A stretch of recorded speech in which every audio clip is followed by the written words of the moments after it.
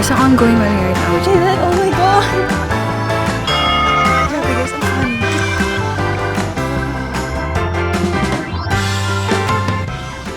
Welcome to Croatia. We made it after almost 16 hours. So, 9:09. Okay, let's listen. So, welcome to Croatia. Welcome to the Balkans. So, Balkans, they're formerly Yugoslavia na naghiwa-hiwalay.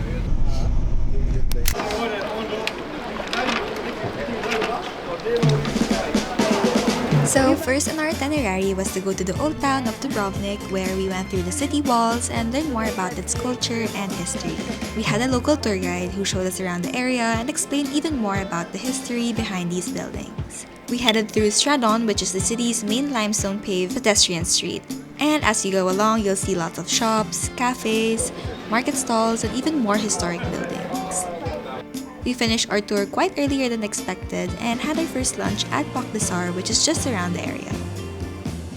Hi guys, it's 11:16, 6 hours behind from the Philippines. Actually, 11:30 pa yung reservation namin, pero we asked to be seated early because it's so hot and we're very tired from our flight because it's like super long, almost like the whole day. And we pre-ordered already. Honestly, I don't know what we ordered. So, surprise na lang din. Actually, I was telling mommy nga, like, while we were going around the town, it looks like a Universal Studios or Disneyland. Kasi sobrang linis ng area nila. Like, even the alleys are like very well maintained. And then apparently, the reason why their roofs or just the whole city at the town, the architecture is all the same is because it's government mandated. So, kailangan yung architecture sa labas, pare-parehas. Similar to Switzerland, parang you can modernize the inside, but then the outside should look the same with everything. Okay, we will eat. So we have sea bass fillet with vegetables. 1, 2, 3. That is good. On our second day, we went to Montenegro, Croatia's neighboring country, which is just a few hours away by land. Our first stop was at Peras, and we waited for a couple of minutes before going on a short boat ride to Our Lady of the Rocks.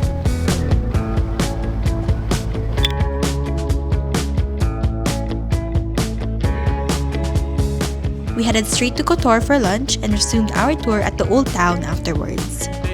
All those palaces from him and from his family.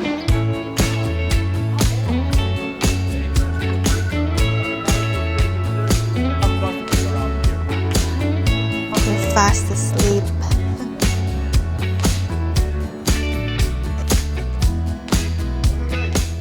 We're now hiking. Problem is, kakaya ba? It's 3:17. We have to be back by 4:20.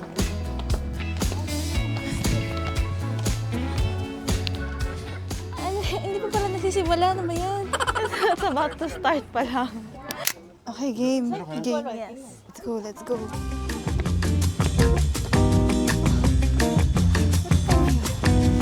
We made it to the Church of Health. Chapel of Health? Church of Health. We made it to the top of the city walls. And then this is the entire thing. And we need to go there, where the flag is. 400 more stairs, just go Lord. Kotor is not for the weak, and I'm not weak, so I'm pushing through.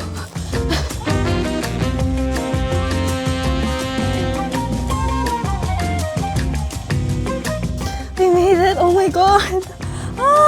Hallelujah. I say hi to the camera. Hi! We made it! Looking like this! Wearing the right clothes, wearing the right shoes. Patag na lang.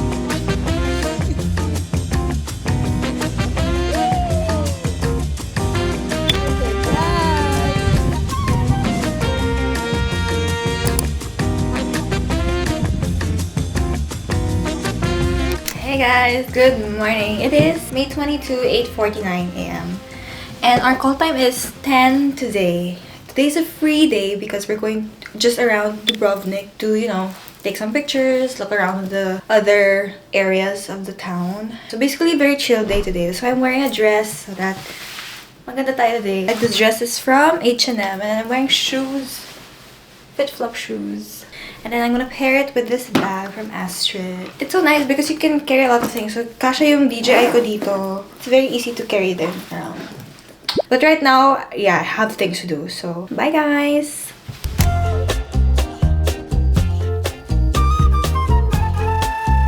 So when we arrived in Kaftat, we took some photos and went up a small hike to a cemetery. Yes, I know, a cemetery, where just before entering it, we had one of the best views of the place.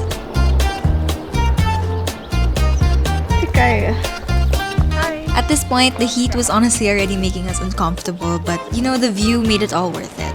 And besides, we were having lunch right after this. Open. Yung olive oil, kasi ito makakabsorb ng olive oil. Lagyan mo yung olive oil and then close it. So si olive oil ang magiging Butter. sandwich. Yes. Yes. Damihan mo ah. Then close. And then try. Sarap, di ba? It's good na. Parang siyang skyflakes na may ano. Yung olive oil.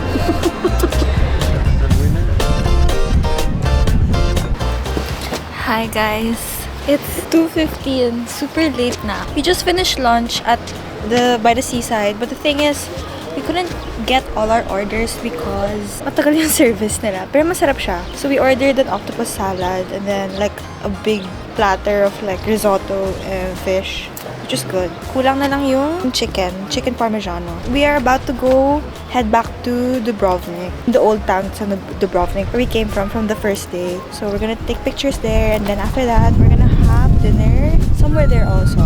So hindi na siya hotel. We're gonna eat there. It's really super hot right now. Pero mahangin siya, malamig yung hangin. So, rest ko. And by this like super cool house. Actually, lahat ng architecture nila ang ganda rin. Sana ganda din sa Pilipinas.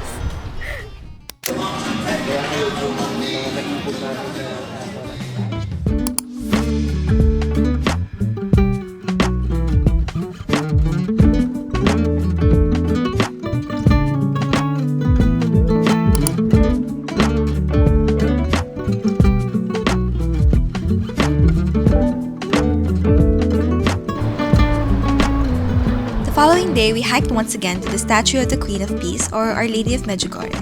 There are two paths that you can take, but we chose a longer but easier path just to be safe. The hike up was around 30 minutes, and we also had a guide who talked about the story behind the place. After 30 minutes, we made it to the top.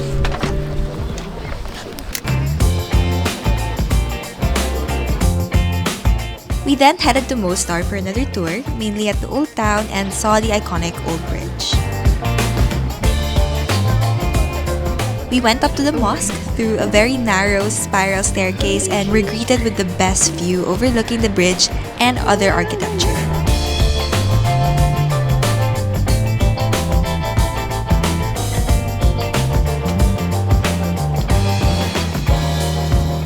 We also had the opportunity to ride a boat that goes back and forth beneath the bridge.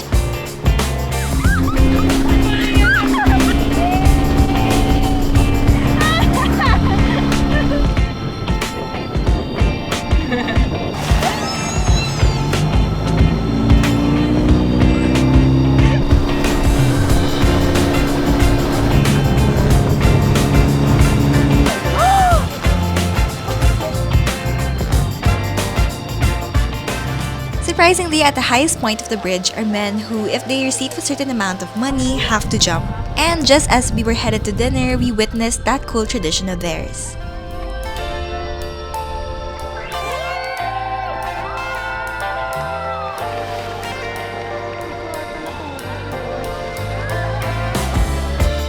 We finished the night off with dinner at Orban, and it was honestly one of the best throughout this trip, especially their appetizer.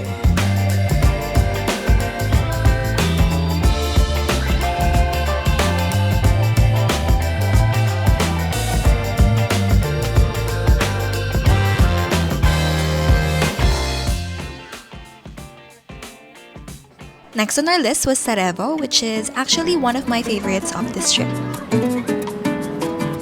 First on our list was to visit the Sarajevo Tunnel and Museum.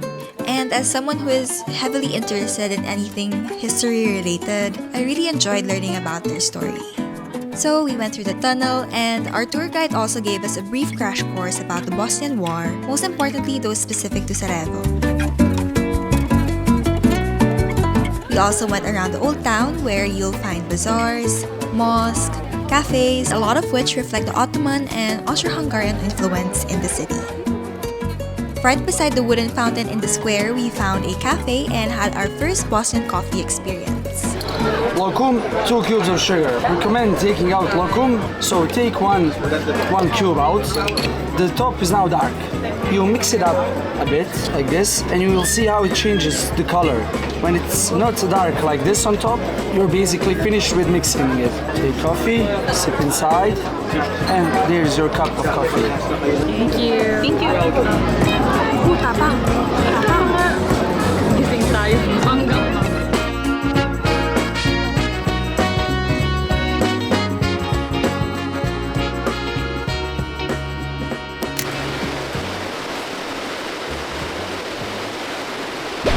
First viewpoint done. We're going downstairs for the best view, according to Tito Jack. Guys, ang ganda ng view. Pero maiksi siya. Ang dami reklamo, no? It's so nice. I'm gonna show you the outfit for today. This jacket is from H&M, long sleeves from H&M, pants from Uniqlo, and then shoes from Mommy's Closet, which is flip-flops.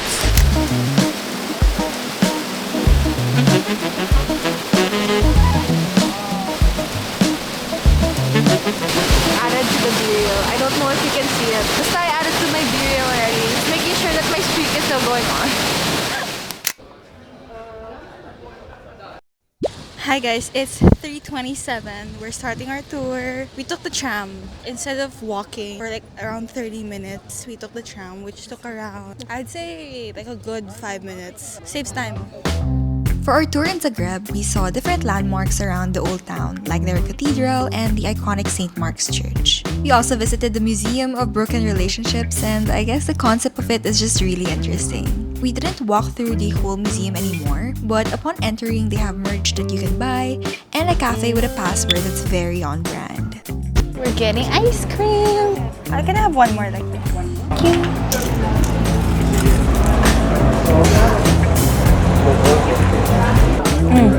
So good. We then had dinner at this restaurant which serves authentic Croatian food, and I must say this one's a 10 out of 10.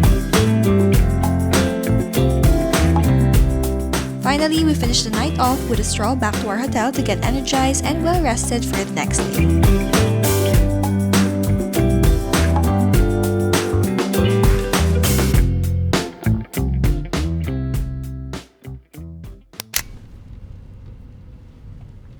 Good morning. It is 10:02 a.m.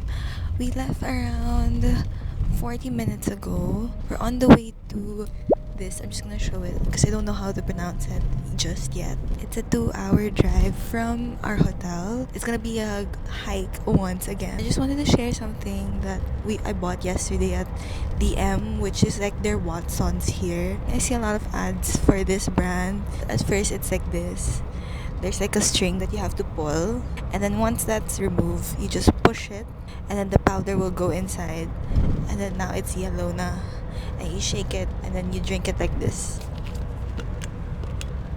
See there, you see this is where the powder came from, and I would say it's like Smartsy, but I feel like the purpose of it is something like Berocca. I guess it's like just vitamin C in general, but then lasang-lasa mo talaga yung powder niya. I think you just need to shake it well lang. We're like almost an hour and a half away from the destination.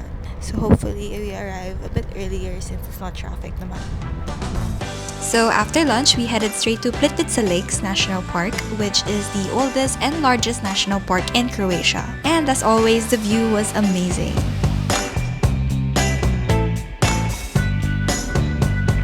Okay, we are officially at T3.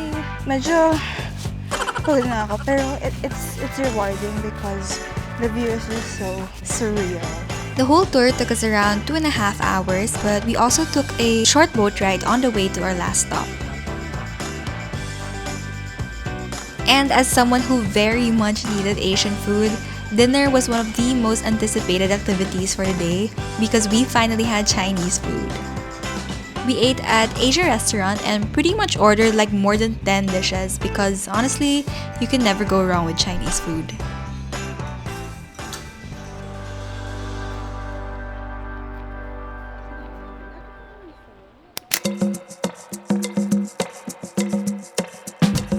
After 2 hours on the road, we made it to Slovenia.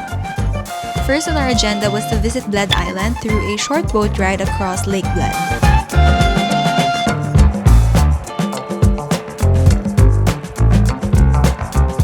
We visited the Church of the Assumption and shortly after headed to the Bled Castle restaurant.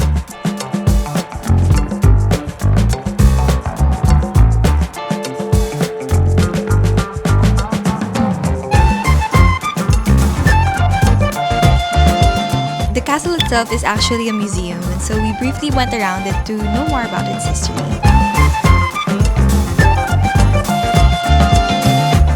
And today was also my lucky day because as a wedding enthusiast, I witnessed an actual wedding. It's 4:39. I think we're about to leave. We just took some pictures around the castle. There's an ongoing wedding right now. We just checked how it looks like because obviously we haven't been to like a Western wedding, so it's good to see like something new. Hey guys, we're outside. After dinner, we're gonna walk around the lake. Actually, tomorrow we're gonna have a mini run with the whole team. I'm excited for that. I just don't know what time it will be. Hopefully it's not that early because our call time is 11 a.m. Out of all the countries we went to, I feel like this is the most beautiful one. I think it's something that I've really connected with. Bled is a province of theirs, and tomorrow our agenda is we're gonna go to Ljubljana. So it's more of like the city center like, so less of like the nature. That's why we're making the most out of our one night stay here. Since our call time was later than usual, we took the opportunity to go for a stroll around the lake. Well, the others went for a run, but I just opted to walk instead. As a night person, it was honestly very hard to wake up this early, but the morning view was actually really worth it. Halfway through the lake, there's a path that takes you to the church, and luckily, it was open. So we also took the chance to visit it for a while.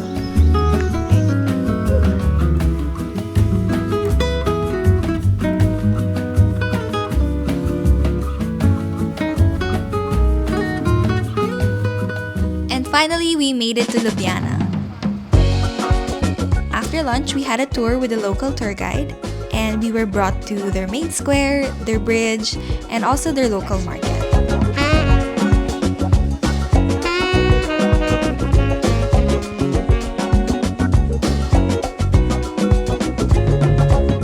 Ang ganda dito sa Slovenia kasi 50% of their income and they give that to their taxes. But hospitals are free, education is free. They encourage citizens to use the bike, so they pay the bikes for rent for 3 euros per year ata. We then stopped by this chocolate shop as recommended by our tour guide for some salted chocolate. And if there's one thing that you should buy, and I think I should have bought more, it would be this one. This is really good. So good. Basically, their chocolate is salty chocolate. And get the 75, the 64, and the 38 na caramel.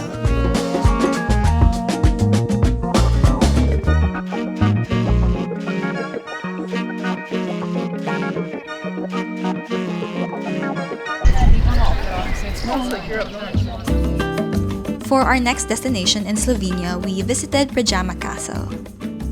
The whole tour was facilitated by an audio guide, which was very helpful as you could go at your own pace or even replay the audio to revisit some areas of the castle.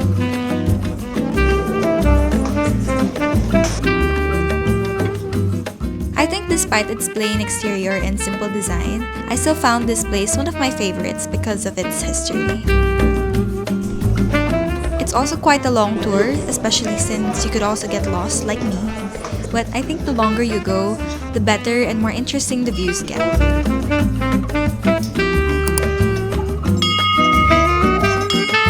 And I think the best one would have to be this, the cave at Stop 23.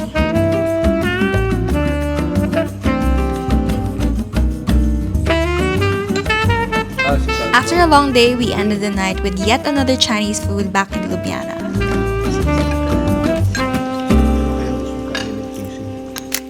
Good morning.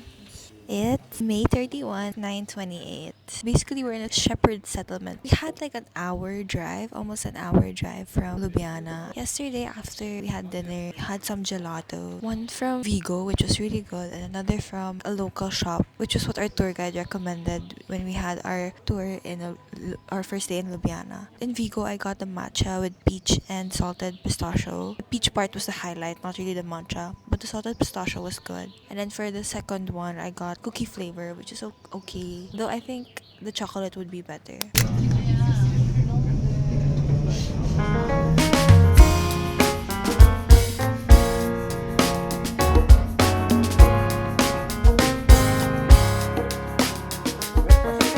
So right after taking the cable car to the top, we rode the chairlift to the place of the settlement itself. And upon setting foot, I was just in awe of its beauty, especially since I got to see the Alps again. Some things got in the way, like this one. Grabe guys, ang funny kasi we were on the way here. Kaso Tito Jeff was like, Rheanna, tara picture tayo. So nagpicture kami dun. Mga 10 minutes siguro, a good 10 minutes kami siguro nandun. Tapos wala na yung group. Nakalayo na sila and we're not even close to them. But even so, this place holds a special place in my heart because I guess it allowed me to reconnect with nature and pause, reflect, and appreciate life as it is now.